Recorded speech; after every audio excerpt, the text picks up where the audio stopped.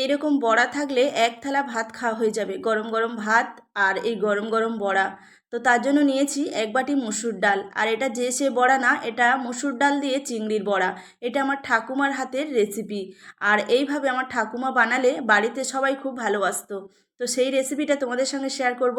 এই সময় তো প্রচুর ঘুনি পাততো, ঘুনিতে প্রচুর পটকে চিংড়ি পড়তো, বা পুকুর থেকে ধরলে তখন এরকমভাবে বেটে আর ডাল দিয়ে বড়া বানাতো।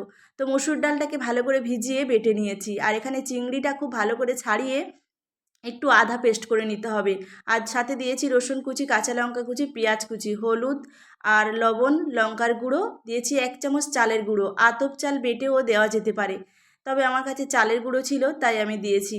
তো এইভাবে বড়াগুলোকে ভালো করে ভেজে নিতে হবে। বড়াগুলো ভাজা হয়ে গেলে একদম ক্রিস্পি গরম গরম খাওয়া হয়ে যাবে। আর বড়াটাকে আমি মেখে খাবো, মেখে খেলে আরও তো ভালো লাগবে।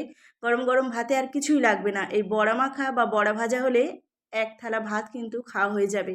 এবারে বড়াটাকে খুব ভালো করে ভাজা লঙ্কা, সর্ষের তেল, লবণ, কাঁচা পেঁয়াজ দিয়ে মেখে নেব।